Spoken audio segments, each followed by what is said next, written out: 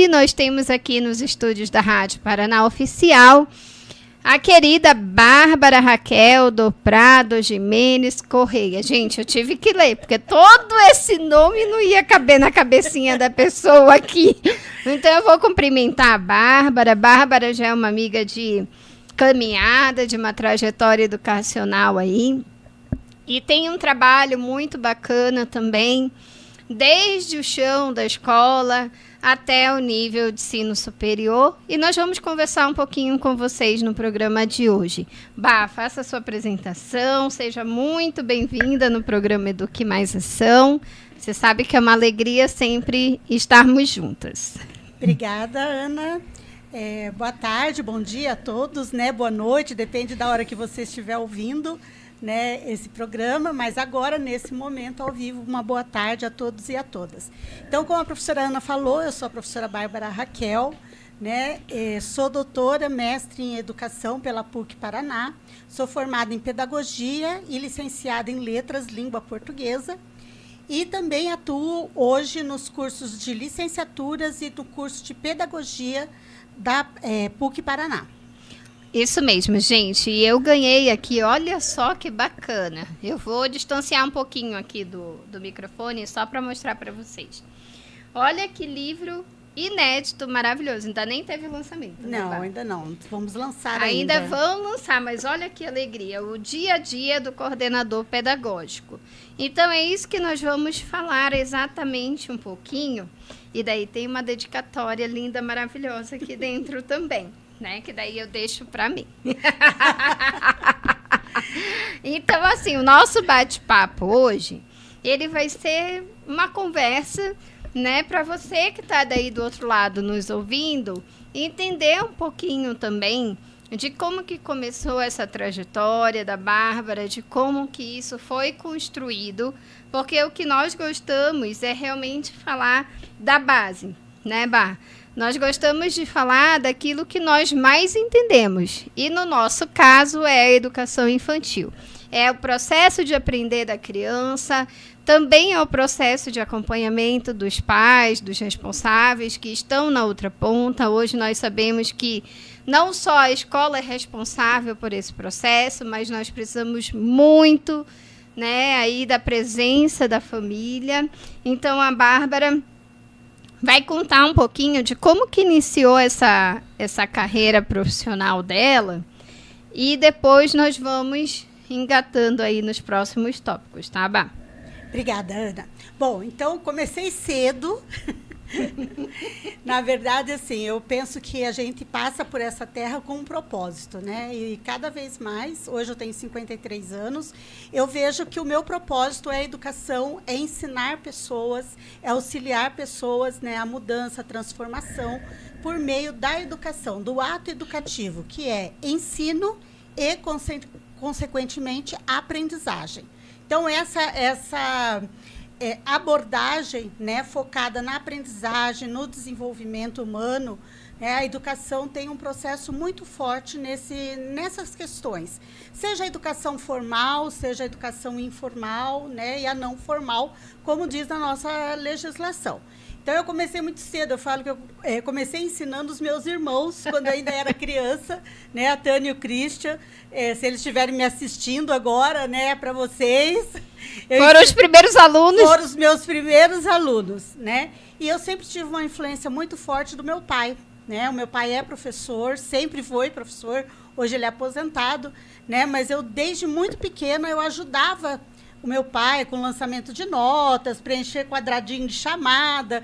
Então, eu já vivia naquele universo e me apaixonando cada vez mais pela ação docente e o processo educativo. Com 14 anos, eu ingressei no magistério. Então, eu fiz o magistério lá em Cuiabá. E antes de terminar o magistério, no segundo ano, eu já dava aula. Eu dava aula para uma 4ª série. E eu lembro que no dia que eu fui contratada, a coordenadora falou, olha, eu vou te colocar numa 4ª série, que, por sinal, o filho do governador estudava, então, só para vocês terem virem a noção da responsabilidade. Aí ela falou, eu gostei muito de você, só que você não pode falar sua idade para as crianças. porque isso os pais vão ficar muito, né, assombrados e tudo. Então, lá na Escola Pequeno Príncipe, em Cuiabá, foi a minha primeira escola mesmo, de chão de escola. Então, eu trabalhei nessa escola, trabalhei com quarta série, trabalhei com alfabetização naquele tempo, né? Era CA, que hoje é o Infantil 5. E aí a gente trabalhou em todas as turmas, trabalhei em outros colégios. E naquele tempo, né, não se fazia o curso, não precisava do curso superior, né, para ser professor da educação básica. Então, bastava o magistério, porque foi antes de 96. Com a lei de 96... obrigando, né, a todos, o que é correto, a todos os professores terem ensino superior. Então, daí eu já havia me casado, já havia mudado para Curitiba, e cheguei em Curitiba, fui fazer o adicional em educação infantil, lá no Instituto de Educação. Fiz o adicional da educação infantil e entrei na PUC, que era um grande sonho meu para fazer pedagogia. E, paralelo a isso, eu trabalhei numa escola particular e depois numa escola pública. Passei no concurso da Prefeitura de Curitiba, fui professora regente, fui professora de reforço escolar dentro da escola municipal. E aí fui professora de todas as séries, primeira, segunda, terceira, quarta série, na época só ia até a quarta, e depois eu passei num concurso interno para ser pedagoga da rede municipal de Curitiba. Nisso eu já estava indo para o mestrado também, né? Com o mestrado eu ingressei em 2012 na PUC, trabalhando no curso de formação do professor para o ensino universitário. Trabalhava com didática, né, coordenado pela nossa saudosa professora Elisete, que a professora Ana também conheceu. Também, sim, que claro. Infelizmente nos deixou muito cedo, né? Mas que ela coordenava essa pós-graduação e fiz essa pós. Você fez essa pós também? Eu fiz essa pós. Era ela que coordenava? Era Ana? ela. Ah, então, a professora Elisete aí tem uma trajetória na nossa formação, né? Uma grande educadora aqui no estado do Paraná. E no Brasil e no mundo, na área de pedagogia hospitalar. Né? Depois que eu entrei no mestrado, fiz o mestrado, trabalhava nessa pós-graduação, eu fui trabalhar em instituições de ensino superior, já no curso de pedagogia, né, sempre com didática, formação docente e a formação de professores para atuarem com as disciplinas de educação infantil. Depois veio o doutorado, em que eu me aprofundei na educação infantil e, principalmente, na gestão da educação infantil. E, junto a isso também, junto com a minha comunidade, a gente iniciou uma escola, que é a Escola Supremo, que ela existe até hoje, né? Ela tem mais de 20 anos, trabalhando ali na gestão dessa escola, na organização de documentos, né? Eu ajudando a escola até nos dias de hoje com o processo de voluntariado. E depois, em 2016, eu vim oficialmente, né, ingressar na formação de professores dentro da PUC, nos cursos de licenciatura e no curso de pedagogia, sempre atuando com estágio curricular supervisionado, que é uma grande paixão minha, né, porque é uma oportunidade que a gente no ensino superior tem de estar no chão da escola, mas em uma outra perspectiva, e com disciplinas, né, da educação infantil, né, trabalhando tanto a formação docente, mas também a dimensão do que é fazer gestão na educação infantil e o que é o ato educativo para essa idade tão importante na formação da nossa infância. Em resumo, Ana Regina. Em resumo, ela está resumindo, gente. Mas eu deixei a Bárbara falar sobre essa trajetória dela na educação, porque é sempre importante para você que está aí do outro lado nos ouvindo, nos assistindo, entender qual que é o ponto crucial na educação. Né? Realmente nós termos professores, nós termos educadores preparados para que eles estejam lá no chão da escola com você, né? Com seu filho, com a sua família, para conversar com a sua família. Então, o nosso primeiro ponto, né, Bárbara, para nós conversarmos hoje, o nariz em Curitiba é uma maravilha, né? Então, as renite, ite, tá tudo aqui junto comigo. Então, assim, esse cenário que é importante nós falarmos um pouquinho. Até hoje, no meu Instagram profissional lá, uma mãe falou assim, meu filho está no 5º ano, ele tem um diagnóstico de dislexia e até agora não está alfabetizado. Então, assim, eu falei, tá, mas e a escola? Chamou você para conversar? A escola, o professor falou algo com você? Se também essa criança está apresentando isso dentro da sala de aula, o que esse professor está fazendo para realmente incluir, né, essa criança dentro da alfabetização, como é que está esse processo? Foi a primeira coisa que eu falei para ela. E segundo, existe um problema, né, porque a criança já tem que estar alfabetizada aos 7 anos pela legislação. Então, e como é que foi feito um diagnóstico de dislexia e essa criança não está recebendo um acompanhamento, né? Então, hoje, para nós falarmos de professores, nós também precisamos conhecer essa trajetória desse profissional, que muitas vezes ainda precisa-se, né, que essa formação seja continuada exatamente pelo profissional precisar dessa atualização o tempo inteiro.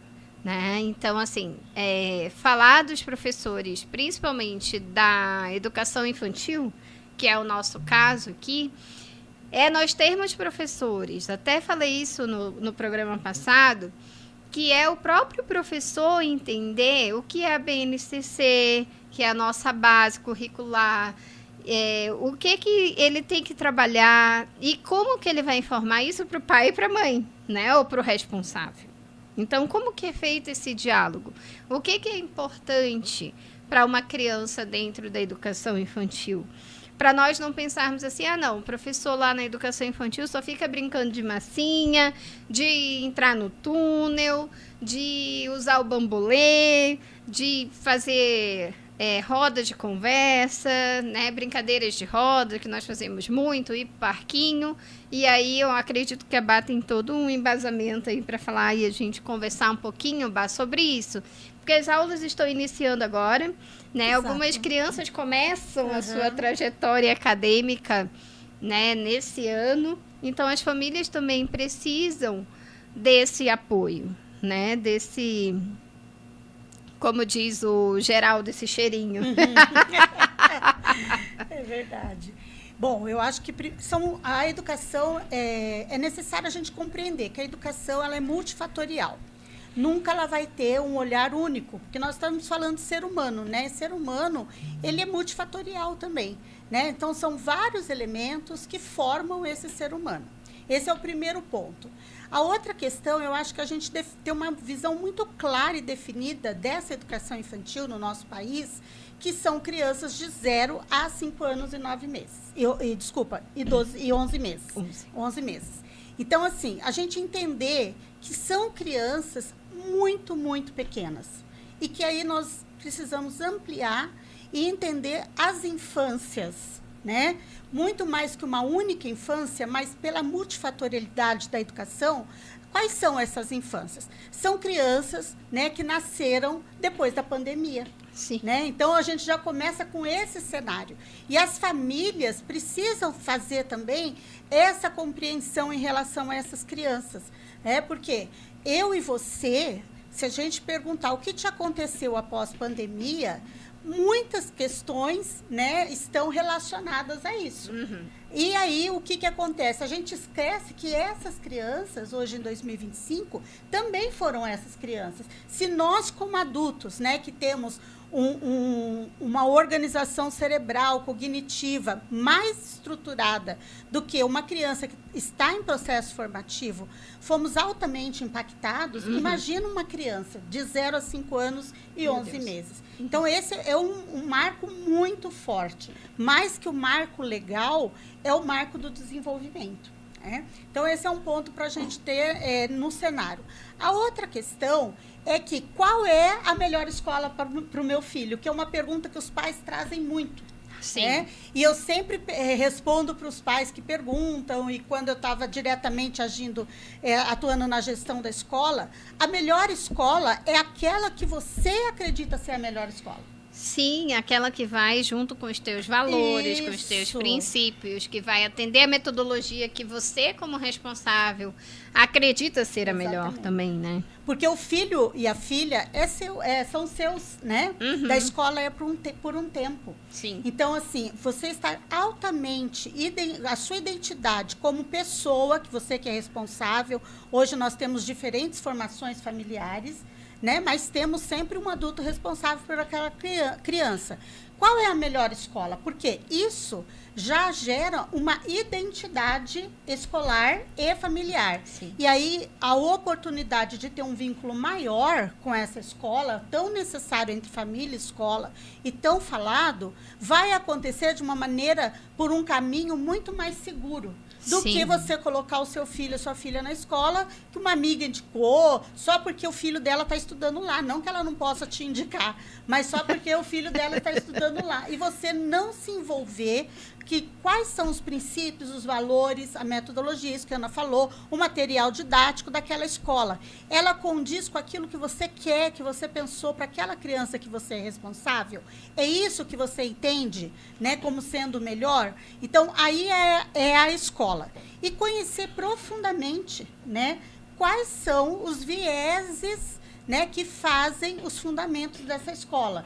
Tanto aquilo que essa escola espera e entende por educação, aquilo que essa escola entende e espera pelo desenvolvimento humano, cognitivo, emocional dessa criança. Então, conhecer, né, é ir conversar com os professores, conversar com a direção da escola, com a coordenação pedagógica, porque isso vai desenvolvendo uma dimensão relacional e de referência para essa criança.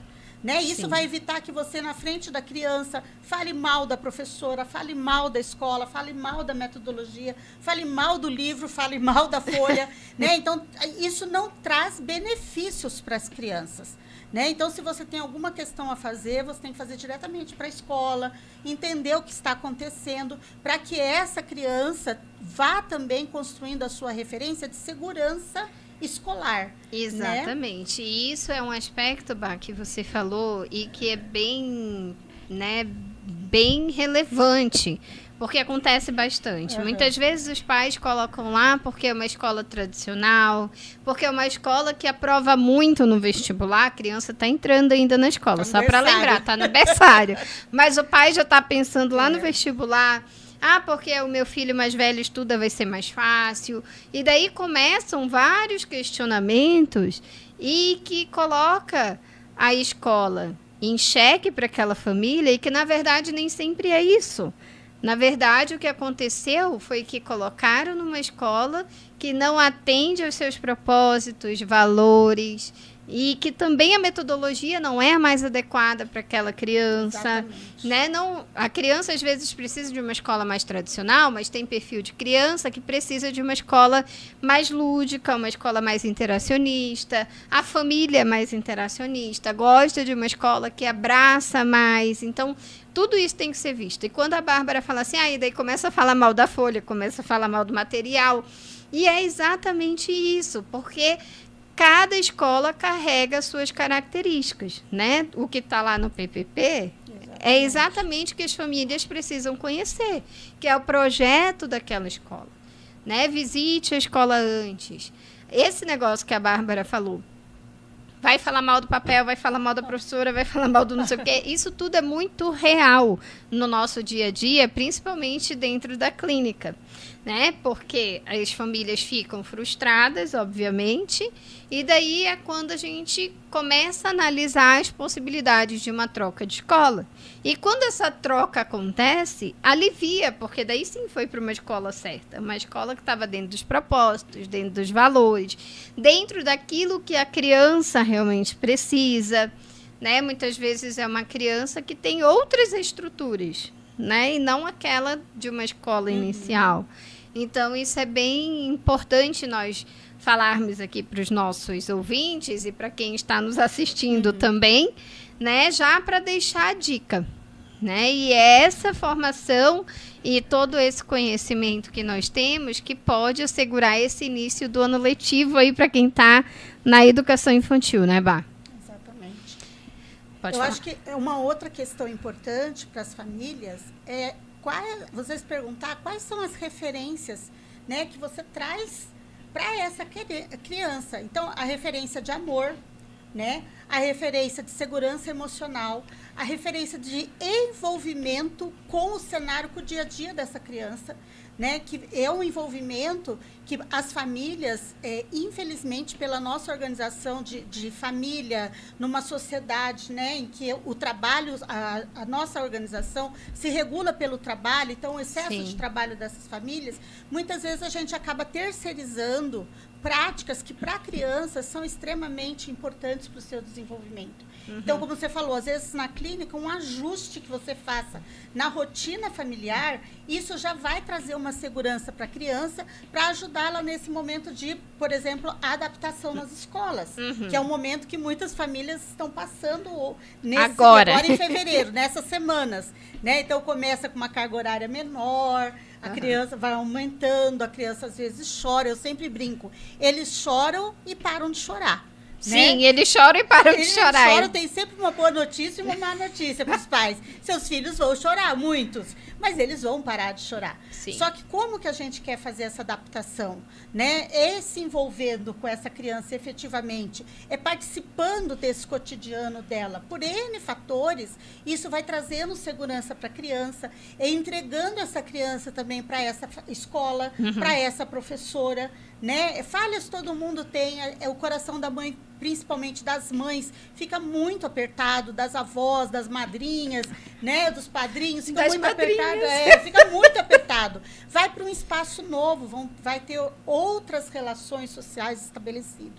Mas isso é importantíssimo para a criança, né? Além de ser um direito dela. É um direito assegurado, né? Assegurado para essa criança. Sim, então, agora essas questões são importantes. São muito importantes. E o que você falou da segurança, isso tem repercutido muito no meu dia a dia lá na clínica, porque eu tenho até um caso agora, né, que a criança fez essa mudança, já é uma criança maior, mas fez a mudança de escola e veio com vários bloqueios, né, da alfabetização, não foi alfabetizada hoje com 7 anos, né, já tem 7 anos, então é o ano decisivo para ela, mas tem vários bloqueios, e daí a mãe perguntando, por quê? Eu falei, não sei, eu não sei onde foi o bloqueio, eu não sei se foi na escola, de repente, uma atividade que ela não conseguiu fazer, eu não sei se foi em casa, no momento de fazer uma atividade em casa, eu não sei se foi alguma questão emocional, um vínculo que de repente aconteceu. Então, é muito importante que a família esteja junto nessa adaptação dentro da escola, né? Nesse primeiro momento, nesse primeiro contato, e principalmente a mãe se identificar com a professora e passar essa segurança, porque daí os próximos anos eles vão acontecendo de uma forma mais tranquila, né? Agora, quando a aprendizagem ela já começa mais ou menos ali, quando a mãe não identifica com a professora, quando a escola, a mãe está insegura com a escola, alguma coisa assim, isso vai refletir diretamente. E às vezes não precisa nem falar, a criança sente, né? Sim, a criança sente, com certeza. E eu lembro, isso é muito nítido, você deve lembrar, né? Muitas vezes os pais se sentem inseguros e a criança sente isso nitidamente, né? Não precisa nem falar. Às vezes a mãe, de repente, no momento antes de deixar na escola, fala alguma coisa, né? Ou quando deixa na escola, fala alguma coisa. Então, assim, nós, nessa parte da educação infantil, precisamos cuidar muito, né? Com qualquer gesto, com qualquer palavra. Principalmente de dar uma previsibilidade para essa criança, né? O quanto isso é importante nesse momento. Vai atrasar um pouquinho a chegar, pelo amor de Deus, converse com a criança antes, porque senão essa criança vai ficar que nem o burrinho do Shrek dentro da escola. A minha mãe já está chegando? A minha mãe já vem? A minha mãe me esqueceu? A minha mãe não gosta mais de mim? Será que eu vou ficar aqui na escola para sempre? Né? Então, assim, diga para a criança a rotina que vai acontecer. Isso é muito importante, né? Que foi uma das coisas até que a gente colocou aqui na nossa pauta. A previsibilidade e a questão da rotina, né? Eu acredito que a Bá também pode falar um pouquinho aí da rotina. A rotina é segurança, né? Então, assim, eu brinco, com perdão da frase, para criança, principalmente de 0 a 5 anos, não dá para ter uma vida louca, né? Cada hora acontece uma coisa. Não dá. Não dá para viver assim. Às vezes a gente até tem, né, alguma organização dessa maneira, a gente precisa garantir minimamente a rotina para essa criança. A qualidade do sono, que é outro fator que impacta muito nessa adaptação das crianças na escola. Então, precisa ter uma rotina de sono, precisa ter horário para dormir. Criança precisa dormir. Enquanto a criança, a neurociência já explica para a gente, já diz, quando a criança tem uma qualidade de sono, até para a gente adulto também é assim, onde ela fixa as aprendizagens cognitivas que ela teve durante o dia. Então, precisa ter horário, precisa ter rotina, horário para levantar, né? Ausência de tela, né? Porque de 0 a 5 anos, isso aí é um novo debate que nós estamos aí, agora com a proibição dos celulares na escola. A gente espera que isso facilite um pouco, né? Minimize bem essa condição que as crianças têm sido expostas continuamente e que a ciência explica para a gente que não faz bem para o cérebro, para o desenvolvimento cerebral da criança, emocional, enfim. Então, precisa se estabelecer essa rotina. Isso é a previsibilidade que a Aninha falou, né? Que horas que eu chego, que horas que eu saio, e quando houver alterações, porque a gente sabe que acontece. Sim, a vida é isso, né? É viver a vida. A criança também é um ser humano. Muitas vezes a gente vai vivendo uma vida paralela àquela rotina da criança. Né? A gente não fala sobre almoço, a gente não fala sobre horário de banho, a gente não estabelece aquela conversa com a criança que, mesmo sendo um bebê, ela já tem capacidade de compreender. Sim, né? A criança já entende, tipo, na cabeça dela, na organização dela, ela já sabe que aquilo virou uma rotina, que ela está acostumada a certo horário a mãe dar um banho, a certo horário a mãe levar no parquinho, a certo horário o seu horário da comida. Por mais que ela não sabe o que é café, almoço, jantar, mas ela sabe que existem as refeições. Né? Por exemplo, ela sabe que quando ela chega em casa, a mãe chegou, o pai daqui a pouco chega, ou se é uma outra constituição familiar, daqui a pouco ela vai desenhar com a mãe, vai jantar e vai ter ali uma rotina. Agora, se você não vai especificando isso, a criança, como dizia minha avó, fica muito à la vontade, né? Fica muito à vontade tudo. Então, ela não sabe que existem as regras, que existe a rotina, que existe um horário, né? Isso vai estressando a criança. Eu acho que uma coisa também, Ana, que é muita realidade que a gente vê na escola, são as famílias que têm guardas compartilhadas entre pai, mãe e avós. Né? Então, agora, nesse momento da criança voltar às aulas, e isso vale muito mais para as crianças da educação infantil, mas vale para todas as idades, inclusive adolescentes, às vezes isso precisa ser ajustado. Né? Porque a criança ela precisa ter minimamente a rotina. Então, eu me lembro de uma família que a criança, a cada 2 dias, ia para uma casa. Ficava 2 dias com a mãe, 2 dias com o pai. 2 dias com a mãe, 2 dias com o pai. Era o que eles tinham organizado. E isso não ajudava a criança, porque ela tinha roupa, era mochila de roupa, daí tinha natação. Aí esquecia, a tarefa estava na casa do pai, mas hoje é dia da família. Então, pense uma criança que a cada 2 dias ela troca de casa. Então, às vezes, a gente tem que sentar com a família, né? Eu sentei com a família e aconselhei. Falei, olha, vejam as possibilidades, né? De compartilhar essa guarda semanal. Sim. Pelo menos a criança vai na sexta à tarde para a casa da mãe, fica a família a semana toda naquela casa. Na sexta-feira, vai para a casa do pai, fica toda uma semana. Isso, quando a família escuta também a escola, os profissionais que trabalham ali, quem ficou beneficiado, nesse caso, a família concordou, foi a criança. Porque pensa, gente, a gente tem que se colocar no lugar da criança. A cada 2 dias você mudar de casa. Né? É um ambiente diferente, cada casa tem sua rotina, a sua linguagem, até a colocação do quarto da criança impacta, né? A organização das roupas. Então, isso deixava as crianças assim. Olha, foi sensacional, porque as 2 crianças desse casal, eles mudaram de uma maneira, porque a gente já estava a ponto de encaminhar as crianças para algum especialista, e não era isso, não era essa necessidade. As crianças precisavam, no retorno às aulas e no período de aula, ter uma rotina diferenciada, né? E isso trouxe para a criança segurança, né? Margem para se auto-organizar, se estabelecer a sua auto-organização, facilitando a sua vida escolar. Então, isso é uma dica muito importante, né? Às vezes, nós temos muitas famílias que vivem essa realidade, e às vezes você tem que olhar para dentro de si e perceber, olha, eu acho que está demais, nós vamos ter que sentar e conversar, pelo bem de quem? Não nosso. Sim. Né? Pelo bom desenvolvimento das nossas crianças. Sim, porque daí a criança... Isso pode acontecer, não é por nada, mas a criança pode dormir bem numa casa e não dormir bem na outra.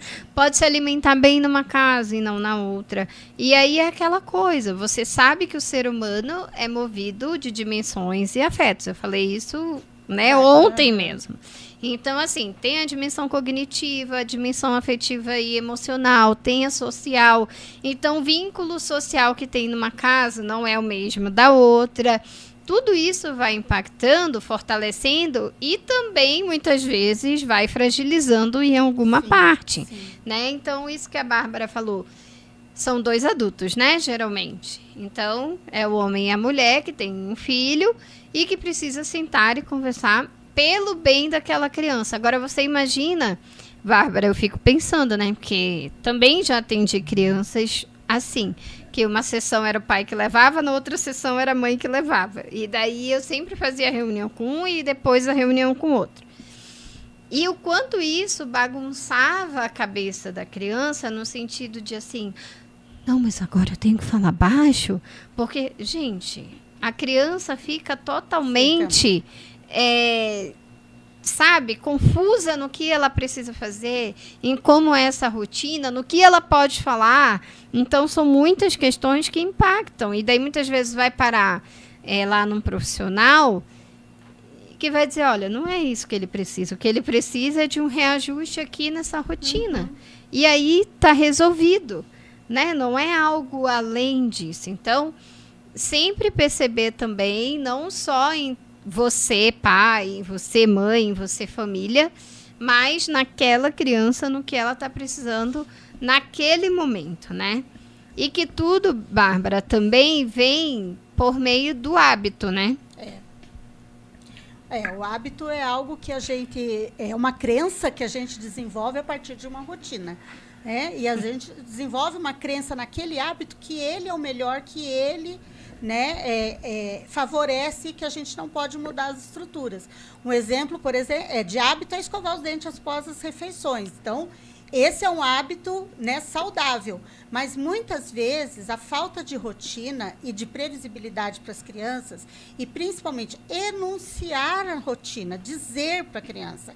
Hoje a gente tem muitas técnicas de quadros, de figuras, tem muitas maneiras que as famílias podem, né, desenvolver para organizar essa rotina e com a participação das crianças, mas a gente enunciar, porque é isso que ela vai viver lá na escola. Né? Ela precisa, a partir de uma nova inserção social que é na escola, desenvolver o hábito escolar. Né? E isso impacta para o resto da vida. Porque a criança vai passar muito tempo da vida dela.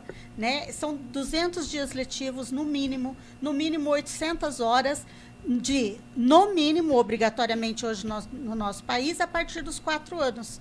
E num espaço que ela tem que desenvolver esse hábito escolar. Então, a rotina é algo muito forte trabalhado nas escolas. Só que existe um conflito, às vezes, muito grande com essa rotina familiar, que precisa se organizar junto, para que a criança desenvolva o bom hábito escolar, de estudo, né, de respeito nesse novo cenário, de necessidade de autorregulação que ela vai desenvolvendo, de saber que em casa é diferente da escola, né? Algo que a gente ouve muito nos atendimentos quando é professora. Ah, mas em casa ela não é assim. Claro que não. O ambiente social é outro. Influencia, né? Influencia. Então, se a gente quer desenvolver um hábito saudável de estudos, que vai pensar a criança até lá no mínimo ensino médio, né? Pensa quantos anos aí, 9 anos de ensino fundamental, mais 3 anos de ensino médio e mais os anos da educação infantil. Então, pense quanto tempo essa criança vai ficar na escola. E, às vezes, a gente encontra adolescentes que não desenvolveram hábitos escolares, acadêmicos. Sim. E aí né, a coisa fica muito complicada nesse cotidiano dessa pessoa. Sim, como, né? como diz uma música aí dos sertanejos da vida, aí que mora o perigo. Uhum. É aí que mora o perigo. Por quê? Exatamente isso, né? Os pais precisam entender que os filhos serão parecidos com eles, que a rotina vai ser parecida com o que eles oferecem, não vai ser com a do vizinho. Né? Porque parece que a grama do vizinho é sempre mais bonita, exatamente, sempre mais verde, mas o seu filho vai ter as características da rotina que você oferecer para ele, os hábitos que você for semeando junto com eles, né? Junto com seus filhos. E na adolescência, parece que isso vem de uma forma a galope, né? Exatamente. Porque são adolescentes que não sabem para onde eles vão. Né? Então, na clínica, isso é rotina. Isso é rotina. Por exemplo, chegou nos 10 anos, começa. Elabora a rotina e implementa a rotina. E aquela rotina vai doer, porque sempre dói, né? Uhum. Porque não está acostumado a ter uma rotina. A rotina de estudos para eles também é muito maçante, porque você tem que ir, mas é preciso, vai lá. E na rotina o que acontece? Cada hora é uma atividade diferente, né? Chegou da escola, vai tomar banho, vai almoçar, vai escovar o dente, daí pode descansar um pouquinho, vai estudar uma disciplina, depois trocou, estudar outra, e assim é a vida. Só que os pais precisam entender, desde já que nós estamos falando da educação infantil, quanto antes você implementar rotinas e hábitos, mais benéfico será para você, para sua família e para a saúde, né, do bem-estar de todos. E isso é algo que a Bárbara falou e que nós precisamos cuidar bastante. E aí vai se refletir um adulto responsável, né? Responsável pelas suas ações. A gente quer isso. Cidadão consciente, começa na educação infantil, né? O respeito lá na educação infantil pela rotina da escola também é importante, né? Eu não concordo com o horário de entrar. Eu acho que o meu filho tem que entrar na escola, vamos supor, é 7h30 o horário da entrada. Não, ele tem que entrar às 8h. Então, não dá para você colocar nessa escola que começa às 7h30. Por quê? Existem regras, assim como vai existir na vida toda, né? Então, a gente vê muitas vezes a família na educação infantil desrespeitando a rotina, sim, no horário de chegada. A criança pode chegar na quantidade de faltas, né? Qualquer coisa falta, qualquer coisa viaja, então, né? Então, tudo isso vai mostrando para a criança que aquele novo ambiente social dela, que ela vai ter que frequentar, né? Não adianta a criança dizer que não vai frequentar aquele ambiente, ela vai frequentar, porque no nosso país é obrigatório, e ainda bem que é obrigatório. Isso, né? Que eu ia falar. A gente já vai lá na educação infantil criando conflitos com esse espaço e com as características desse espaço, que vai enfraquecer o laço da criança com o espaço escolar. Então, a gente precisa analisar isso de uma maneira muito importante. Se tem horário para chegar, a gente vai respeitar o horário de chegar. Se tem tarefa de casa, a gente vai sentar, vai ajudar a criança nessa tarefa, vai auxiliar para ela fazer sozinha. Se a professora fez um comando, vamos entender. Posso, às vezes, não concordar, mas eu preciso entender o cenário, o que aconteceu ali. Não é sair já no julgamento desse profissional, dessa escola, né? Então, se eu não concordei com algo, eu tenho que ir lá conversar, né? Perceber o ver qual que era a proposta, né? Qual é o contexto. Isso tudo auxilia a criança nesse desenvolvimento desse hábito, nesse espaço que é a escola. Sim, até ela entender que existe diálogo entre as pessoas, né? Por exemplo, eu posso não concordar com algo que a escola propôs, mas eu vou dizer para a criança, olha, nós vamos fazer isso aqui e amanhã eu vou conversar com a sua professora e entender o que não ficou claro para mim. Exatamente. Né? Então, a criança vai entender que você respeitou aquele processo. Né? Então, automático ela vai entender, opa, se a minha mãe está agindo assim, eu preciso também respeitar aquele ambiente, né? E eu acredito, que agora, né, os pais que estão com as crianças novas aí entrando no mundo educacional, eles vão passar por aquela fase, né, de que um morde o outro, de que um machuca o outro. Até esses dias, num clube conhecido aqui de Curitiba, no site lá, numa plataforma, as mães estavam postando, eu não sei o que eu faço, porque minha filha chegou com uma mordida em casa e eu tô nervosa, não sei o quê. E eu falei pra professora que não podia ter feito isso, que não sei o quê, tarará. E daí fui surpreendida que no outro dia a professora me chamou dizendo que a minha filha tinha feito a mesma coisa, né? E eu até conversei com a Bá na hora de nós pensarmos na pauta, o quanto isso é sensível, né, falar para os pais. Porque eu, como tia, eu não sou mãe, mas eu, como tia, ficava louca da vida quando chegavam os meus sobrinhos em casa com uma mordida ou com um arranhão, né? Claro que nós adultos respiramos fundo, né? Contamos até 2.500 e vamos ver o que aconteceu, né? Então, assim, o que a gente pode, Bá, falar para essas famílias? Eu acho que é assim. Primeira coisa é ter a consciência que criança morde, criança é mordida. Uns mais e outros menos, né? Que a mordida, ao mesmo tempo que é uma expressão da criança, socialmente ela precisa ser regulada.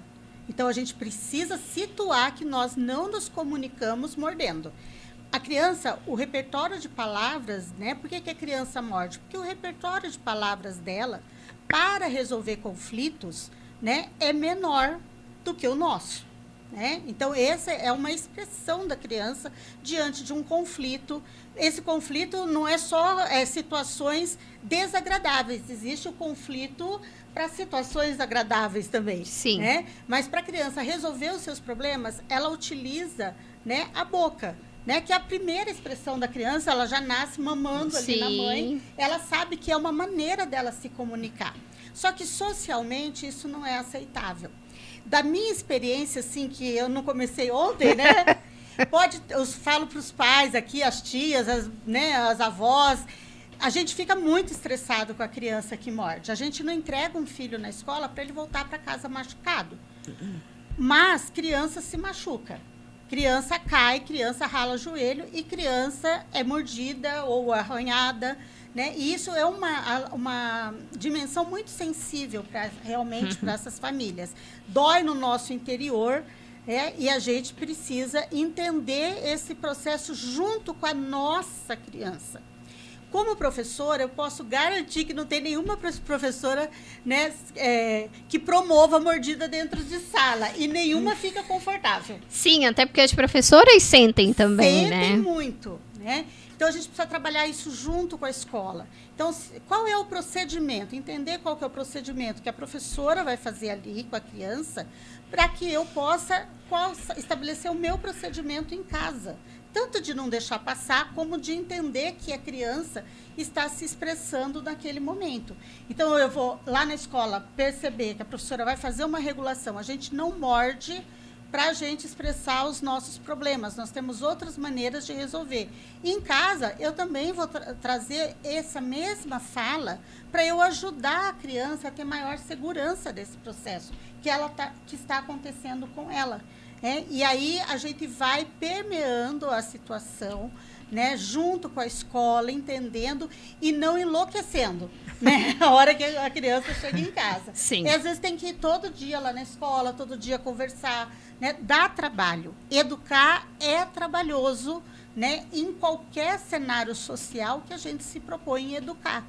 E educar as crianças, né, é desafiador, né? Mais que trabalhoso, é desafiador, porque cada um tem uma personalidade que está sendo formada, construída, né? E que muitas vezes confronta com a nossa própria maneira de ser e de agir, né? Então, a gente se vê confrontado como família ali na frente da criança, também na nossa maneira de ser e agir.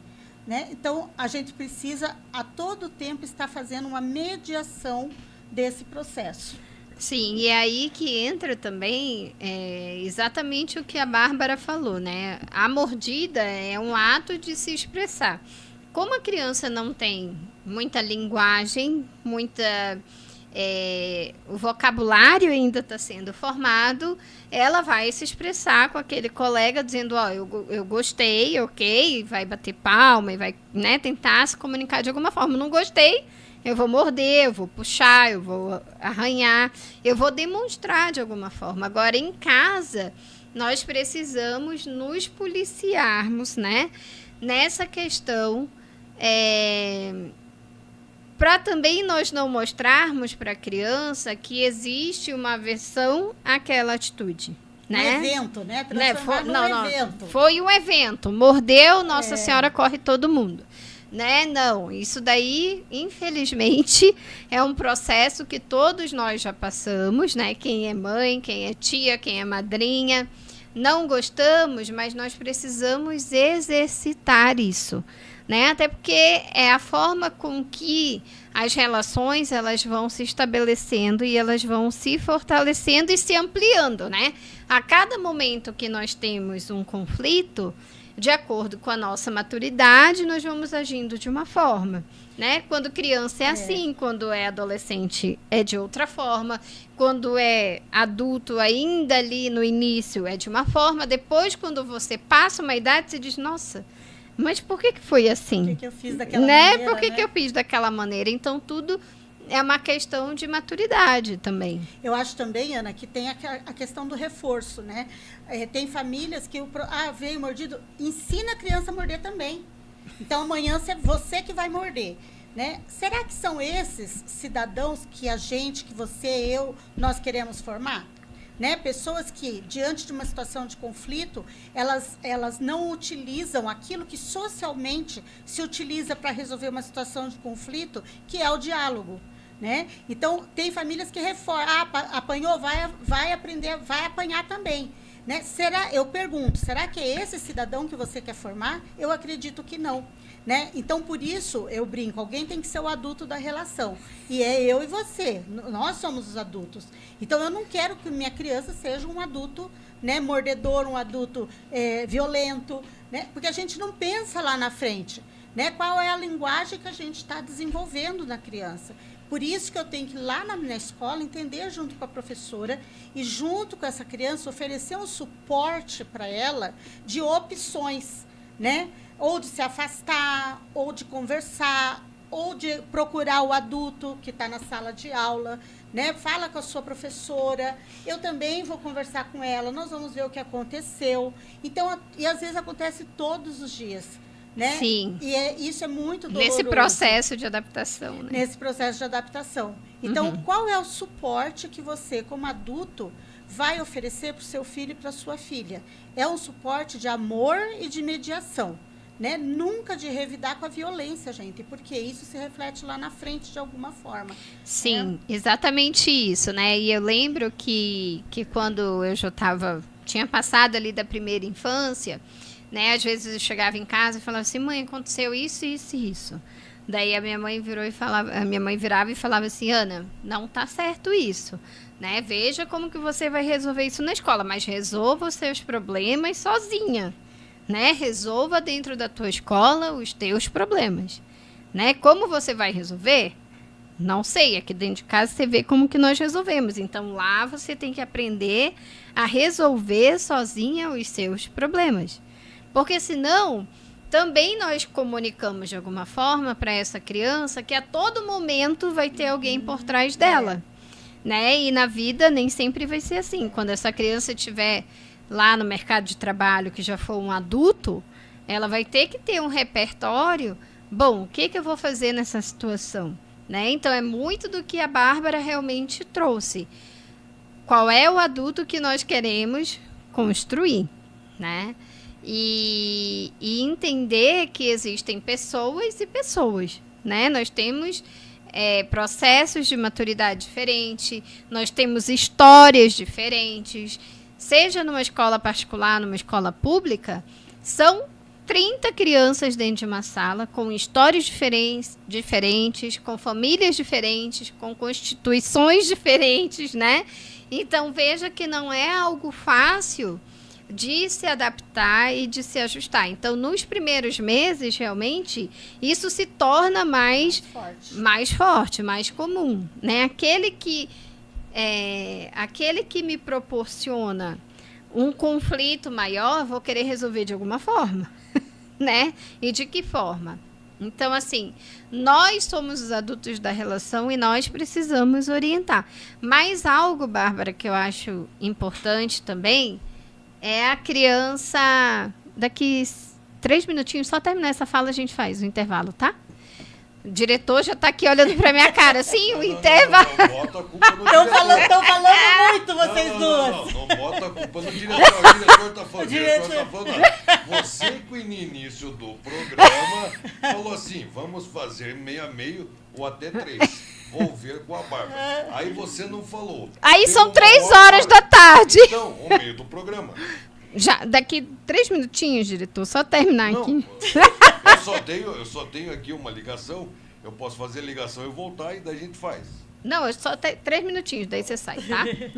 Então, assim, eu só acho importante nós deixarmos antes do nosso intervalinho essa reflexão, né, para os pais. De que forma nós vamos acompanhar a escola, de que forma nós vamos ser parceiros dessa escola, né? E dar apoio também para que eles consigam caminhar juntos, né? E não um querendo medir esforço mais que o outro, né? Fazer uma disputa, né? A Uma família não disputa. disputa com a escola. Não. Né? E pode ter certeza, a professora vai amar seu filho, sua filha, mas ela não vai substituir você.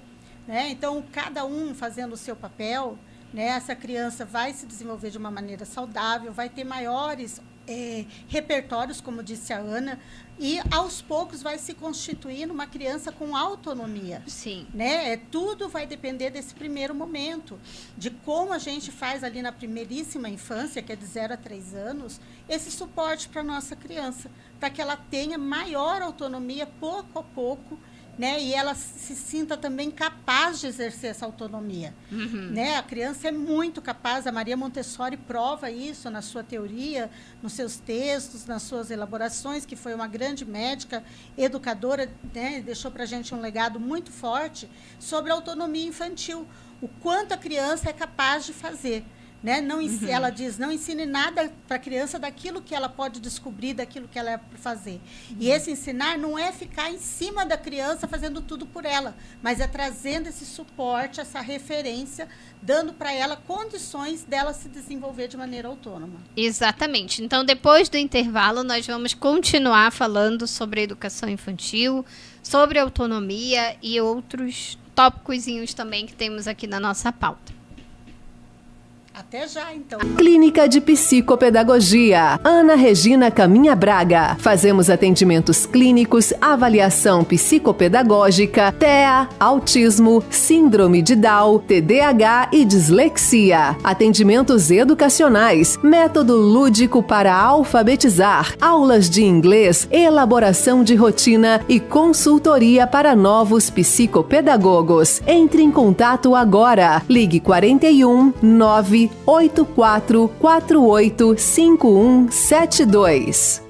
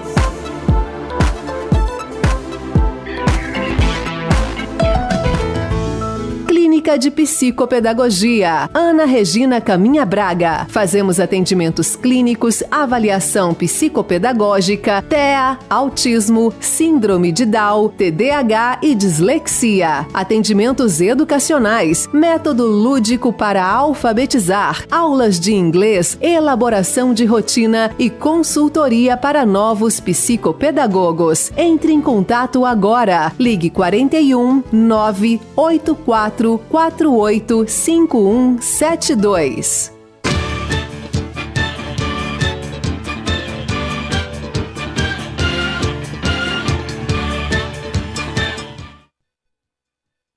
Intervalo aqui. Foi só um momento para pegar uma água, respirar e voltarmos para falar com vocês um pouquinho sobre a questão da autonomia, né, Bá? Que eu acredito que é algo bem importante, algo que é muito trabalhado, né, na nossa formação de professores, que é a autonomia infantil. E eu acredito que isso perpassa muito também do que os pais fazem, né, de rotineiro dentro de casa. Então, se você começa a delegar algumas tarefas para os seus filhos que condiz lá com a idade dele, né, claro que você vai fazer o comando conforme a idade daquela criança. Sim. Você não vai pedir para a criança fazer um café, não vai pedir, não, nada disso. Vai organizar seus brinquedos, você precisa organizar seus brinquedos e deixar com que essa criança organize sozinha da forma que ela sabe, né? Porque ela já viu você em algum momento organizando a casa, então ela vai ter aquele espelho ali. E não ficar, olha, coloca direito, olha, faz isso, porque senão você dá autonomia e ao mesmo tempo você tira essa autonomia, né? E daí lá na frente, isso vai refletir também. Sim. Porque você dava autonomia, mas ao mesmo tempo você deixava essa criança insegura, porque você sempre estava dizendo, ó, põe direito, não tá direito, não é assim que dobra, é assim que dobra. Você deixou, entendeu? Então acredito que é muito no que os pais desde a base vão oferecer para isso ter um fortalecimento e daí lá na frente, na fase adulta, esse ser humano, né, saber utilizar disso também. A valorização daquilo que a criança faz, né, em outras palavras. A autonomia é muito além do que deixar a criança tomar banho sozinha, deixar ela escovar dente sozinha. Né? A autonomia não se cria, esse é um resultado de uma ação autônoma de autocuidado. Mas a autonomia, ela se constrói a partir de referências de segurança. Então, quanto mais segurança no potencial do que aquilo que a criança é capaz de fazer, eu desenvolvo com a criança, maior autonomia ela vai ter para realizar as ações, né, a partir do que ela nasce. A gente vê crianças muito pequenas, né, com um ano e meio, sendo capazes de realizar ações autônomas. Por quê? Porque ela tem um repertório de confiança. Então, a autonomia, a gente precisa, como adulto, lembrar, tanto em nível familiar, como também dentro da escola, para os profissionais da escola, que eu construo autonomia, né? E que a gente quer cidadãos autônomos. Por quê?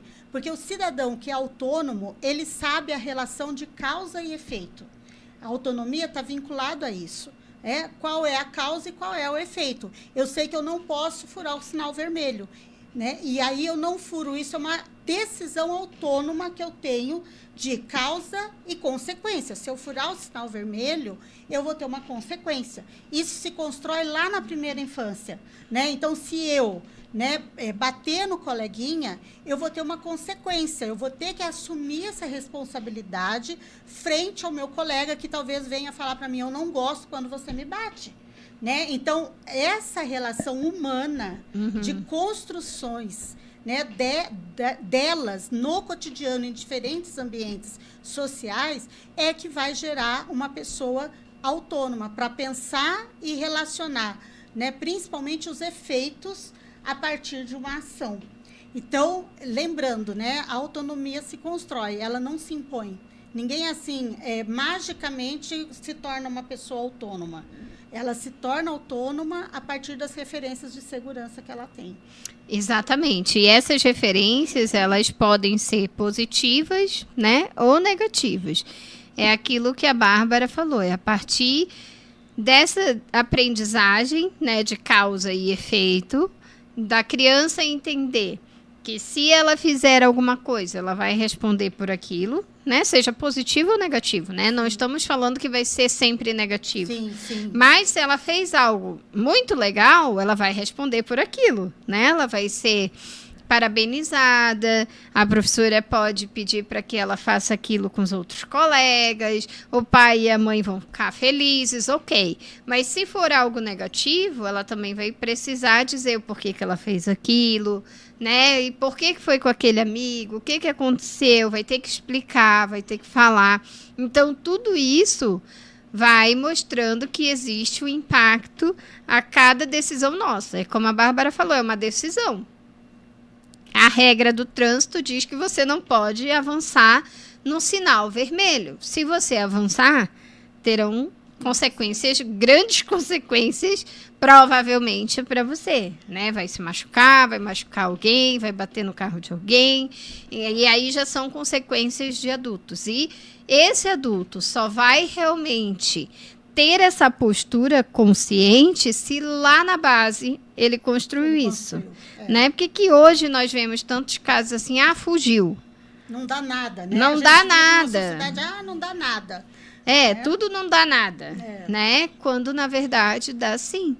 Né? E isso daí, cada vez mais, né, Bá? Eu não sei se você concorda, eu acho que sim, que no ensino superior, que você está e que eu também estou, nós vemos muito. Né, essa falha por conta dessa autonomia aqui, que muitas vezes não foi trabalhada, né, e até mesmo reforçada essa habilidade que a criança tem. Né? Eu sempre brinco que capaz, qualquer ser humano é capaz. Agora, poucos têm habilidades, né? De viver em sociedade como seres humanos que somos, né? Então, isso eu acredito que tem se apagado em alguns momentos, né? Essa cultura que a gente desenvolveu de não dar nada é gravíssima para as questões sociais. Né? Então, escrevo o que eu quero numa rede social porque não dá nada. Né? Eu faço tal coisa, eu falo para a pessoa porque não dá nada. Né? Então, a gente vai tirando as ações e falas assertivas do desenvolvimento humano e de se conviver socialmente. Né? Porque a gente aprende sobre o ser humano vivendo a humanidade. E assim, cotidianamente, nós estamos num período no mundo que a gente fala o que quer, né? A gente acha que não dá nada, e as relações humanas não podem ser estabelecidas dessa forma. E onde que nós vamos impactar e desenvolver isso? Na primeira e na primeiríssima infância. E aí, Ana, eu queria falar de um elemento fundamental para o desenvolvimento da autonomia também, que é o brincar. Né? O brincar. O brincar, a criança precisa brincar. Né? Então, a todo momento, a gente precisa estabelecer essa linguagem e favorecer cenários e espaços brincantes para as nossas crianças. E isso lá na escola é muito forte, porque às vezes em casa a gente não tem esse espaço por conta das questões de morar em apartamento, espaços muito fechados, né? Às vezes não tem um cenário próprio, não são todas as famílias que pode ter um espaço brincante com uma brinquedoteca para a criança. E na escola, isso é o lugar por ideal. Excelência. Né? É uma escola que tem um espaço brincante, em que a criança realmente brinque, porque é durante a brincadeira que a criança vai se colocar, né? E vai se constituir como ser humano ali e desenvolver as suas habilidades sociais de relacionamento. Ela vai perceber na brincadeira as relações de causa e efeito, né? Ela vai criar memórias brincantes, essas memórias vão se constituir, né, em ser humano que sabe resolver conflitos, né? Porque durante a brincadeira a criança precisa resolver tanto conflitos internos como externos, e isso é fundamental para que a criança se desenvolva, tanto fisicamente, né, como também socialmente. E aí a gente vê que a alienação, o excesso de telas ou de brinquedos muito prontos, né, para as crianças, brinquedos que já trazem em si a determinação da ação brincante. Então, por exemplo, a criança com um carrinho, ela vai brincar de carrinho. Sendo que com uma caixa, aquela caixa pode ser um carrinho, como pode ser inúmeras outras, né, ter inúmeras outras ações, né, brincantes. E isso desenvolve a criatividade, a imaginação da criança, né? Nós tornamos seres que imaginam processos possíveis, né? Porque a criança definiu a escolha daquele objeto brincante. Então, isso é muito profundo, daria quase um outro programa. Sim, né? exatamente. Para a gente falar só de ação brincante, principalmente voltada para os educadores, mas quais são as oportunidades que a gente, como adulto, tem ofertado para as nossas crianças, tanto em nível familiar, né, como também dentro das escolas? Sim, esse brincar, né, até vários autores da educação até protegem isso, né? É algo que a criança realmente necessita, porque nós precisamos de seres criativos, de seres autônomos, de seres que sejam líderes também, né? E numa brincadeira você começa também a imaginar e a criar certas atividades. É o que a Bárbara de fato falou. Eu tenho uma caixa de papelão, eu posso fazer dela um carro, eu posso fazer dela um barco, eu posso fazer dela uma caixa onde eu vou guardar os meus objetos, se eu estiver brincando de professora, um trem, eu vou poder... Enfim, eu imagino o que eu quiser. Dentro daquela caixa eu posso guardar alguma coisa que depois eu vou mostrar para alguém, aquilo. Pode ser parte do cenário de uma história também. Então, tudo isso é oportunidade da criança mentalmente, né, cognitivamente, se desenvolver. E que isso vai refletir lá na frente. O que eu sempre falo, o espaço para a criança tem uma justificativa e um propósito para tudo, né? O brincar na escola tem um propósito. Não é que o seu filho ou a sua filha vai lá para a educação infantil só para ficar seguro, para ficar tranquilo, para ficar guardado ou um passatempo. Não, o brincar na escola é essencial. É estrutura. Ou só para brincar, né? Que a gente só para brincar. Meu filho foi para a educação infantil, é só para brincar. Não, a criança vai para brincar, né? Esse brincar com intencionalidade. Eu falo muito para os alunos da pedagogia lá na PUC isso, né? Na formação. E eles vivem isso na nossa brinquedoteca, também tem experiências brincantes. Por quê? É o adulto que vai criar esse cenário para a criança. Conduzir o cenário. E a criança não vai só para brincar. A criança, todos nós nascemos brincantes, né? A criança não sabe pegar um objeto, ela já brinca com os dedos. Ela com os dedos da mão, com os dedos do pé, né? Ela brinca desde que ela nasce. Então, a ação brincante é a estrutura do desenvolvimento humano. E tem se diminuído, infelizmente, na nossa sociedade. Eu ia falar exatamente isso. Né? Tem diminuído muito, né, Bá? E nós que somos da educação hoje, e que também viemos de uma geração totalmente sem telas, né? Eu acredito que eu fui ter telas com 13 anos mais ou menos. Porque e não ficava o tempo que fica Não, hoje, e eu né? nem dava valor para aquilo. Eu queria saber de brincar na rua, eu queria saber de brincar com minhas bonecas, com os meus brinquedos, e criar, e fazer brincadeiras, como nós falamos, né? Entre aspas, aprontar.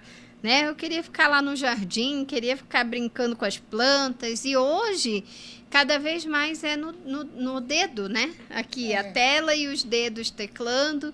E, infelizmente, essa é uma realidade da nossa geração agora, né? E após a pandemia, eu acredito muito que forte. Isso veio de uma forma bem forte, né? Até por conta das aulas à distância, de ter que ficar isolada em casa. Mas é o que eu sempre falo, já deu tempo, né? de nós tirarmos, de nós amadurecermos, que isso realmente não faz bem cognitivamente. Uma coisa é você usar a tecnologia com um adulto, né? De forma pedagógica. Outra coisa é você utilizar sem um propósito e sem um sentido. Para matar tempo, né? E esse vai ser um conflito, Ana, bastante forte agora, nesse início, da aplicação da lei, né, da ausência do celular na escola. Né? Pela primeira vez, eu acho, na educação, a gente teve um consenso entre famílias e escolas, né? E políticos que elaboram leis, que a gente elege. Então, assim, que a tela na escola, o levar o celular para a escola das crianças não estava desenvolvendo, né, os seus potenciais. Então, assim, nós contamos com a colaboração das famílias, realmente, de não permitir, não levar o celular para a escola. Sim. Por quê? Temos visto crise de abstinência entre as crianças. Sim. Muito forte por conta do uso do celular, sem intencionalidade alguma, apenas para matar tempo, né? Inibindo, inclusive, o desenvolvimento físico da criança. Né? De extensão de braço, do uso do corpo, pescoço, pernas, né? Os profissionais aí da educação física percebem isso, porque as crianças ficam paradas horas na frente do celular, né? E a gente, como adulto, entra numa zona de conforto, cada um no seu mundo. Então, isso vai ser um conflito que agora a gente vai precisar equacionar junto com as famílias, né? E os profissionais da escola realmente ter uma postura fundamentada nesse desenvolvimento humano, para que a gente possa, né, voltar-se para a brincadeira, para correr.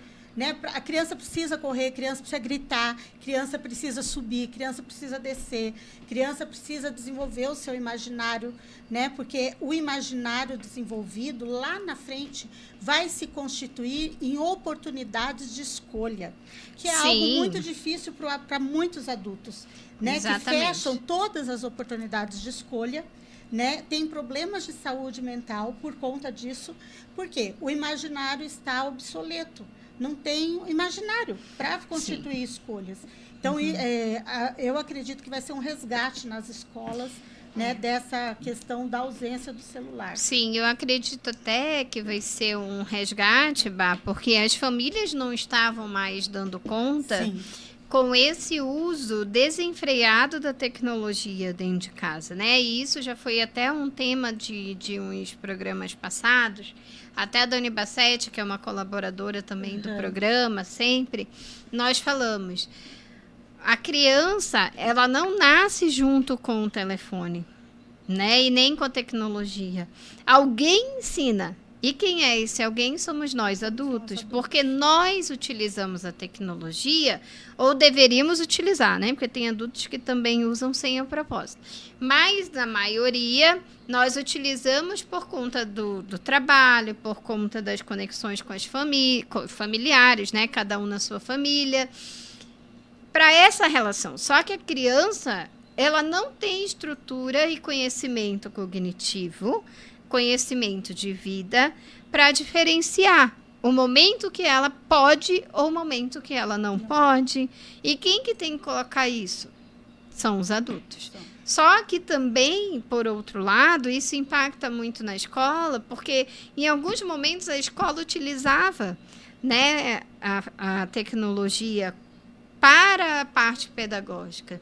E daí agora nós precisamos entender que o que a escola está cumprindo é muito mais algo que a sociedade não deu conta, né, de cumprir com aquilo, que é exatamente de se auto-organizar, e que agora as famílias terão que abraçar junto com a escola e colocar o pingo nos is, né? Vai ter que colocar a ordem nisso. Tá? E muitas vezes isso aconteceu até lá na clínica, sabe, Bárbara? De um adolescente tá sempre no celular.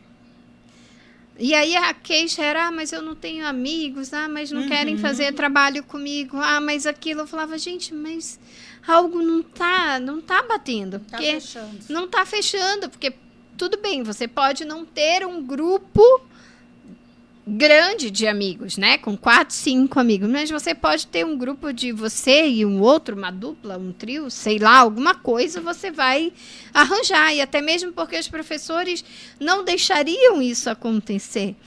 Então, o que acontecia? O adolescente, ele ficava no celular na hora da aula.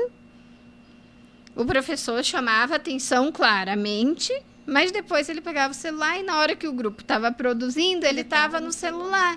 E aí o que acontecia? Ninguém queria chamá-lo, porque, poxa, está todo mundo trabalhando. E ele ia fazer parte do grupo e não ia trabalhar, também aqueles alunos se chateavam. Sim. Né? E aí agora, sem o celular, o que vai acontecer? Ele vai ter que se integrar. De alguma forma. E daí eu até falei para a mãe, já fiz a rotina do seu filho, já está tudo certo. Tem atividades sim com o celular, porque não podemos tirar totalmente. Faz parte da sociedade. É uma ferramenta, né? Uma poderosa ferramenta. É uma poderosa ferramenta. E muito boa, só que usado de maneira desenfreada, sim, né? Casos de vício no celular, a gente já é comprovado. Adultos que procuram atendimento por conta de vício no celular, né? Jogos, enfim, temos muitos exemplos aí em termos de sociedade. Isolamento social, né? Que isso não é benéfico. Então, a gente precisa iniciar lá na educação infantil essa discussão, né, posta com as famílias, porque não dá uma criança de 2 anos levar o celular na bolsa, gente. Isso não temos como mais, como sociedade, como escola, administrar isso. E para quê? Né? Para quê? Exatamente. Para que uma criança de 2 anos vai utilizar um celular? Né? E assim, até nos programas passados, e isso é algo que eu tomei como base, sabe? 2 exemplos. A Dani tem uma filha de, não sei se é 3 ou 4 aninhos, e eles nunca tinham ofertado o celular, assim, como uma ferramenta que ela pudesse, né? E daí teve alguma situação que eles disseram, vamos ofertar. E ela disse, Ana, era outra criança. Sim. A pessoinha não queria comer, não queria brincar, que sempre brincava, gostava de pintar, gostava de brincar, de correr e tudo, e começou a se isolar. Daí ela e o marido perceberam que aquilo não estava fazendo bem e retiraram. E pronto, voltou a criança que sempre foi. Né? Então, vejam, se os pais não têm essa atenção e um hábito, né, que nós falamos, eles chegam em casa do trabalho, quando a neném chega em casa, ninguém mais usa o celular. Né? Porque ela disse, Ana, se eu uso o celular, eu posso mostrar para ela que ela também pode usar. Porque ela não vai ter essa maturidade, né? Então, depois que ela dorme, eu posso usar o meu celular, responder o que eu preciso responder, mas antes disso, é todo mundo sem celular em casa, colocando lá no cestinho, entendeu? Tempo de qualidade, né? Que é um grande desafio. A gente sabe que nós não temos tempo com as crianças, todo mundo trabalha e está tudo bem, ponto.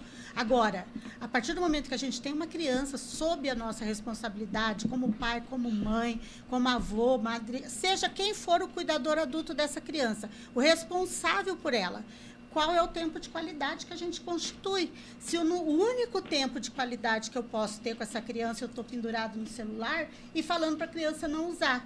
Né? Então, fica contraditória a atuação ali desse desenvolvimento. Né? Então, esse é um desafio que a gente tem aí como sociedade para fazer enfrentamento. Sim, exatamente. E nós precisamos... Esse é o tempo que nos deram para nós termos essa ação, né? Termos essa atitude. E até saiu uma reportagem, não sei se você chegou a ver na internet, rodou na internet, que um filho... Eu vi um documentário e depois eu vi isso na internet, né? Uma criança, de 6 a 8 anos mais ou menos, e ela tinha uma rotina como se fosse uma rotina de adulto, né? Então, de manhã ela ia para a escola, daí à tarde ela tinha inglês, ela tinha balé, ela tinha não sei o quê, e ela tinha aquilo outro, natação, e tinha não sei o quê, e era informática, e era blá, blá, blá. E daí a menina estava acabada. Exaurida. E ela, como criança, falava assim, eu só queria poder brincar um pouco. E daí, depois a mãe falando, né? Porque era um documentário mesmo, educacional e tal, com fundamento. E aí a mãe falava assim, eu jamais achei que eu fosse prejudicar minha filha nesse sentido. E o quanto que ela ganhou de peso por conta disso. Ela estava tão ansiosa que ela não conseguia expressar isso para a mãe. Ela estava tão ansiosa que ela estava comendo as emoções. Né? Então ela começou o aumento de peso e a mãe começou a achar aquilo estranho. E daí a mãe foi conversar, ela falou assim, mãe, eu só queria ser criança. Eu só queria a oportunidade de chegar em casa e brincar com os meus brinquedos. Eu posso ter um tempo? E o quanto é importante esse tempo de qualidade. Muitas vezes os pais, na sua boa vontade mesmo, né, de querer oferecer tudo aquilo que eles podem para os filhos, de uma educação, de um lazer, de um esporte, acabam deixando de lado um pouco esse tempo de qualidade com seus filhos. Porque daí, quando os filhos chegam em casa, já estão morrendo de sono. Sim. Né? Já estão cansados, já está naquela correria de tomar banho, arruma jantar, arruma mochila para outro dia e pega não sei o quê. Então, o tempo de qualidade é o que nós precisamos pensar muito bem. Porque agora saiu o celular, né? Então, não podemos correr o risco de encher a agenda da criança. Isso, é verdade. Bem pensado. Né? De não encher a agenda da criança, porque daí você vai ter um outro problema. Estresse infantil. Que está altíssimo, né? Crises de ansiedade em crianças muito pequenas, né? Crianças muito pequenas tomando medicamento.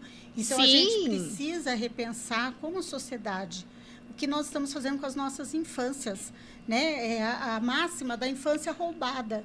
O adulto, ele pode roubar a infância da criança em muitos momentos, né? Como isso que a Ana está falando, o excesso é o fazer.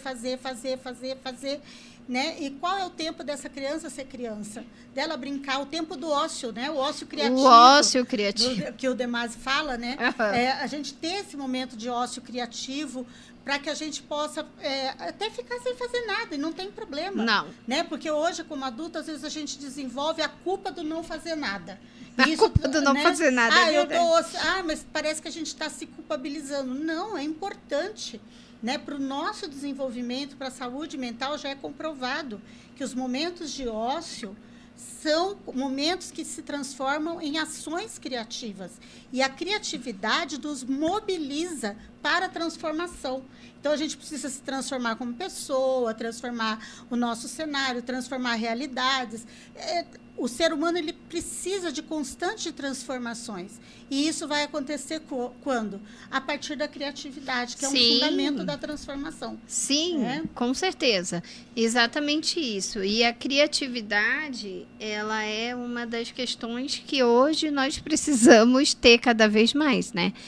Agora, o ócio, gente, ele é importantíssimo. E muitas vezes eu até pratico isso, sabia? Sim. Porque às vezes perguntam assim, Ana, isso. Eu digo, me dá só um tempinho para eu pensar. E a pessoa fala assim, não, mas é que eu preciso. Eu falei, agora eu não consigo te responder. Eu preciso de um tempo para eu pensar, né?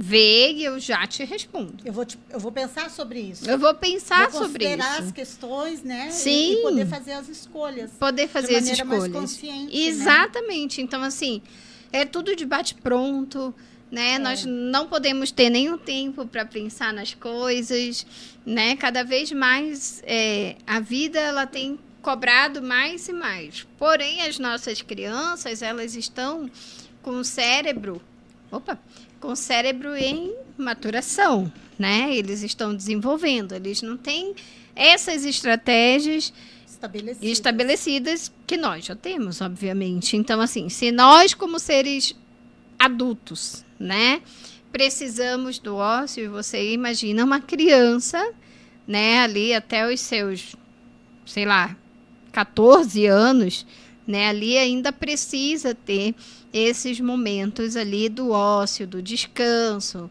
do não fazer nada, do estar com a família. Muitas vezes a criança, ela quer colo, ela quer ficar só, né? Ela quer um aconchego. Né? E tá tudo bem com isso. E você se permitir também ter esse momento com a criança, né? Porque assim você vai estar ajudando a escola, Sim. né? Inclusive na questão afetiva, na questão da afetividade, na questão de uma criança que vai ser mais calma, uma criança que vai saber lidar mais com as situações, porque o ambiente em casa é um ambiente seguro, é um ambiente de afeto, é um ambiente acolhedor, é um ambiente que orienta, né? Então, assim, não pense que você, dando a possibilidade do ócio para o seu filho, você vai prejudicá-lo. Muito pelo contrário. Né? O ócio, em determinados momentos, é importantíssimo. Né? Até muitas vezes você diz assim, vai lá no seu quarto, pensa sobre isso. Desenha isso, elabora uma brincadeira, vai brincar com as suas coisas. O ser humano, ele precisa de um espaço sozinho, né? Nós somos seres sociáveis, sim, mas nós precisamos da nossa individualidade, do nosso momento. Né? Principalmente as meninas, né, que começam ali, gosto de uma maquiagem, vai lá, né, vai brincar com as tuas bonecas, com as tuas maquiagens, vai fazer lá o skincare, né?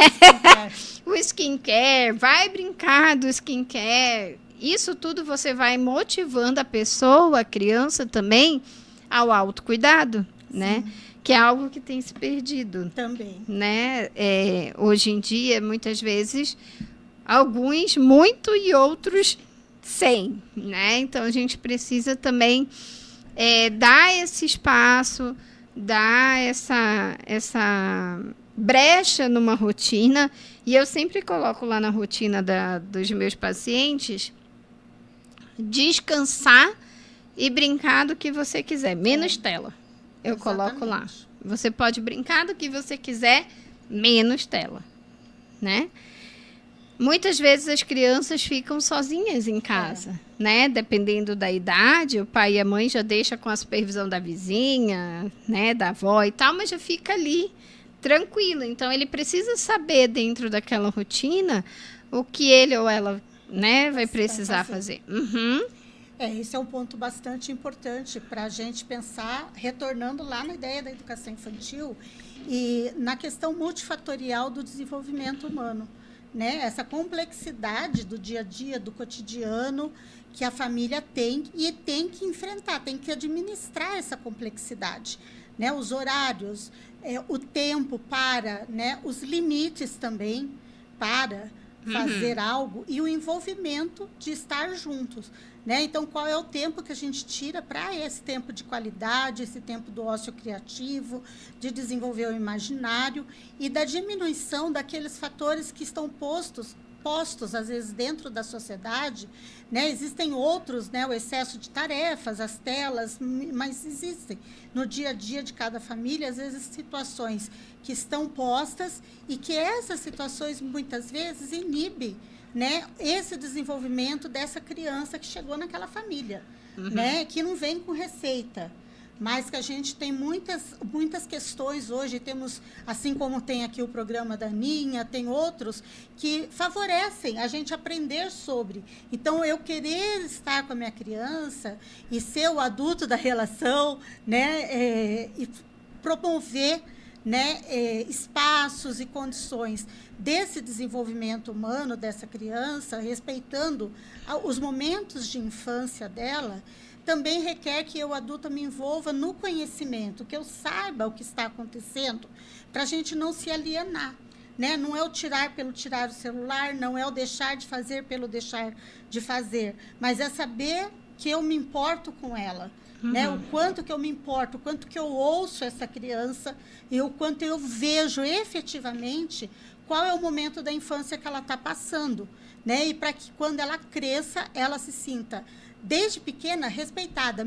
Eu sou respeitada por quem eu sou, pelas minhas escolhas, faça escolhas conscientes, desenvolva respeito pelo outro, o respeito por si mesma, no seu autocuidado, na sua autohigiene, né? E naquilo que ela tem para viver desde a sua infância como criança e depois como adulto vai se refletir num cidadão de bem, né, que saiba fazer escolhas conscientes e saiba principalmente as relações de causa e efeito, que a gente vê que falta muito na nossa sociedade hoje, né? Sim. As pessoas que sabem sobre isso. Exatamente. Né? E principalmente eu acredito que algo que a Bárbara falou é a questão das ações, né? A questão de você ter segurança nas suas atitudes, nas suas escolhas, né? Não é ter uma autonomia por ter, não é falar o que você bem entende. Então, assim, a criança, ela precisa ser respeitada, né? Assim como o adulto é respeitado, a criança precisa ser respeitada, porque assim você está, né, afirmando a ela que o caminho que ela está traçando é o correto, é o que você ensinou, né? Então, assim, o que os pais mais querem é que os filhos sejam cidadãos de bem, né? Que tenha sua autonomia, que tenha seu desenvolvimento, que tenha sua carreira, mas tudo começa na base, né? Sem essa base, infelizmente, a porcentagem de o processo ter problemas é bem maior, né? Então, por isso que hoje nós temos alguns problemas já lá no ensino fundamental, né? O ensino fundamental 2, que nós chamamos, já começam os conflitos, né? E no ensino médio, então, isso vai se concretizando cada vez mais. Se esses responsáveis não entendem, né, como é importante essa validação em casa, como que é importante eles conversarem com esses filhos sobre temas importantes, né? Desde criança, hoje até eu estava olhando alguns planos, algumas possibilidades, vendo que essas professoras já trabalham desde sempre aquilo que nós falamos. O respeito com o outro, o cuidado com o outro, o cuidado ao falar, o autoconhecimento, raças, etnias, inclusão, tudo isso vai se trabalhando dentro da escola, né? Agora, se na família esses debates não forem colocados, daí serão crianças com esses gaps, né? Ninguém nasce odiando a ninguém, né? Como disse o Martin Luther King. Sim. Né? Ninguém nasce odiando o outro. E a gente vê práticas de ódio hoje, né? Pela simples falta, não simples sendo simplista, né? Mas simples no processo de que se a gente usasse as infâncias a favor efetivo do desenvolvimento humano, das práticas sociais saudáveis, né? A generosidade, a alteridade, saber seu lugar, qual é o seu lugar no mundo, né? Quem você é, qual é o seu propósito, por que você está aqui, né? Quais são as escolhas que você vai fazer diante disso?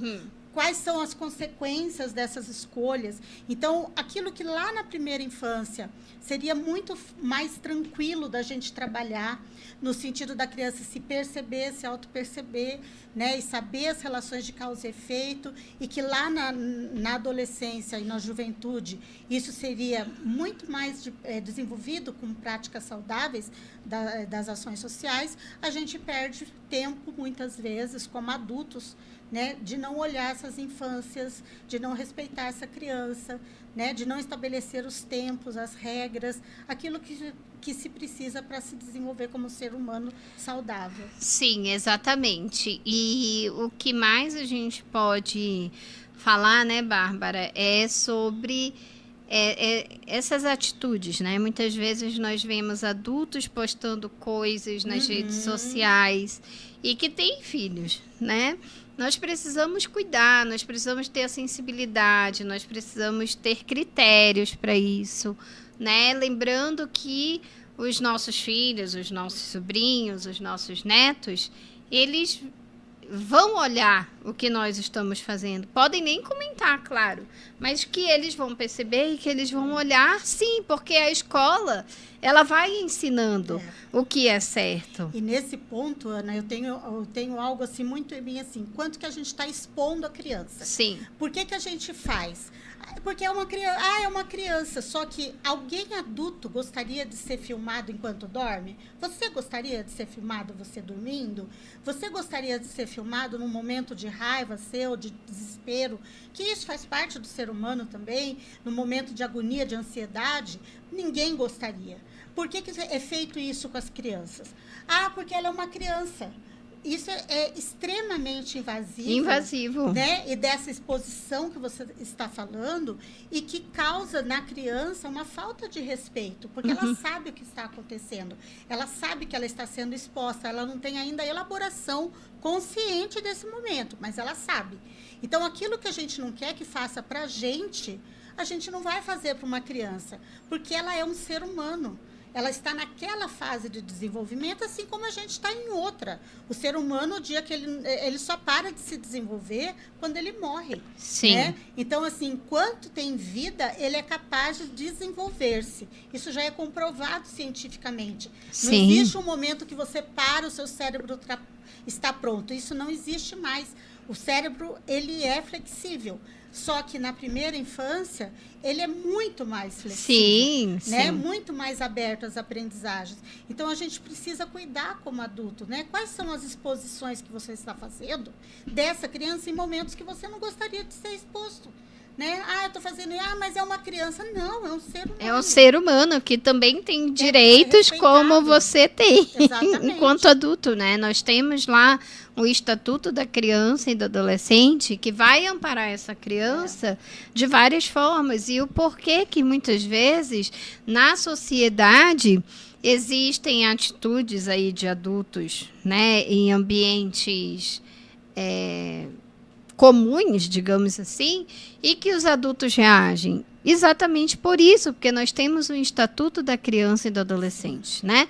Eu mesma, esses dias no aeroporto, estava no aeroporto, e aí a criança falou não sei o que para a mãe, gente, mas eu não me contive. Aí a mãe falou, não, porque você é um burro, porque você é isso, porque você... Nossa, aquilo me subiu um calor e um frio. Né? Sabe quando te sobe um calor e um frio ao mesmo tempo? Eu olhei assim para ver quem era que estava com aquela criança, e era a mãe. Daí eu falei assim, moça, você está vendo que é uma criança?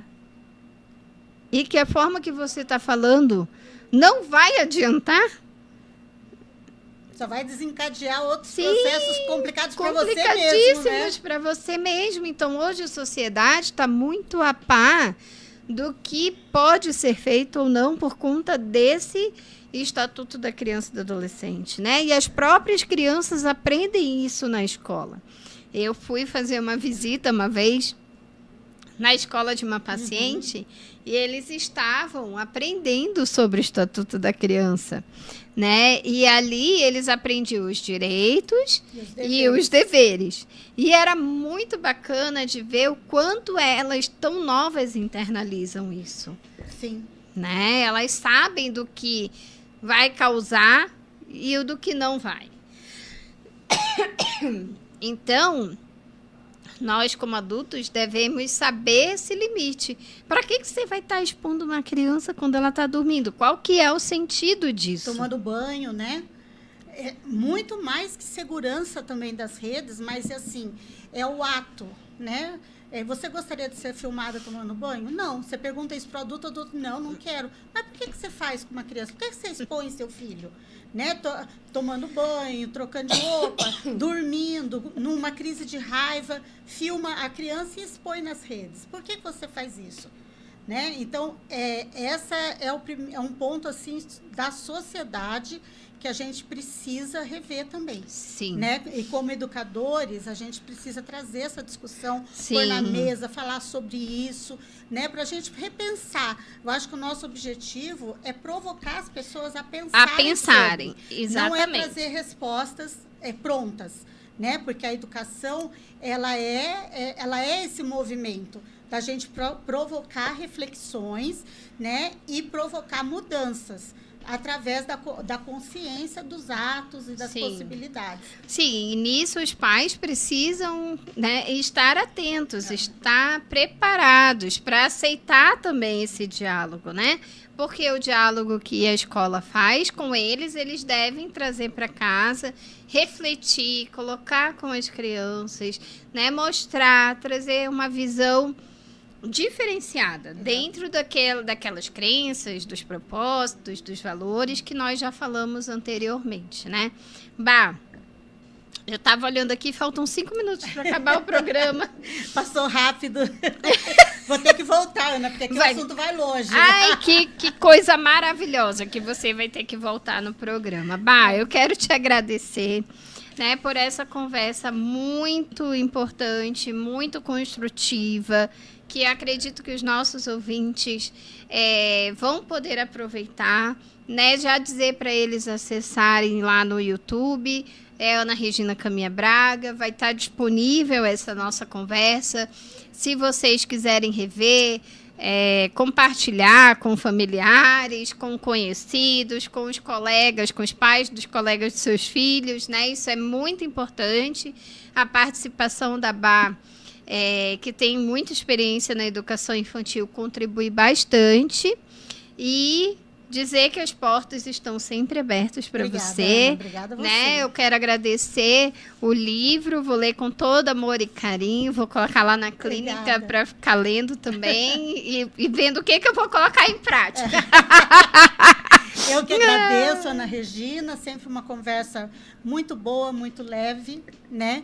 E que cada um de vocês que tirou um tempo para nos assistir, seja ao vivo ou na gravação, que também vai estar disponível nas minhas redes, @Bárbara Raquel no Instagram, TikTok, YouTube. Então, assim, estou à disposição também, Ana, e agradeço você pelo convite, né? E quem tiver dúvidas, eu também estou disponível para colocar, né, perguntas, e que a gente possa continuar desenvolvendo as infâncias, né, para que a gente tenha uma sociedade cada vez melhor, né, com pessoas qualificadas para transformar realidades e transformar suas próprias realidades. Muito obrigada, Ana. Eu que agradeço. Então, aproveitem para seguir também a Bárbara, ver o trabalho que ela desenvolve, né, nas redes sociais. A Bárbara não é muito de postar muita coisa, não. Mas assim você consegue. Voltando às aulas aqui, eu posto as atividades com os alunos, na pedagogia presencial lá da PUC. Isso. Na brinquedoteca. Isso, né? Mesmo, né? Porque a professora Bárbara tem uma bagagem extensa aí na educação infantil. Só falta ela alimentar um pouquinho. E se vocês tiverem dúvida, postem lá no inbox da professora Bárbara. Ou falem comigo que eu passo para a Bárbara também. Aí. Exatamente. Obrigada. E quero já agradecer também, né, a oportunidade aí de falar com vocês mais uma sexta-feira. Lembrando que vem aí o final de semana, então vamos brincar com as nossas crianças. Curitiba é uma cidade que tem inúmeros parques, inúmeras possibilidades.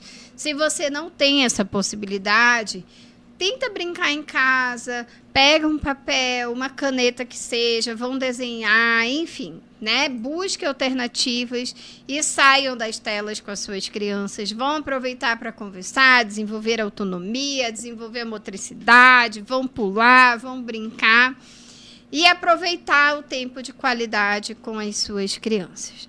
Então, na sexta-feira que vem, nós temos o programa Eduque Mais Ação, das 14 às 16 horas, e nos encontramos logo mais. E agora vamos esperar o diretor aqui. O diretor... Olha, muito o diretor bom, tá ali. O diretor tá ali. Olha, veja só, gente, aqui o diretor tá comendo lá fora. Veja, ainda passa aqui por trás, vocês estão vendo. Comendo, olha só. Isso mesmo, que diretor. também Educa Mais, né? Educa mais o físico. Isso aí. Ai, ai. Até mais e até a próxima semana. Até mais, pessoal.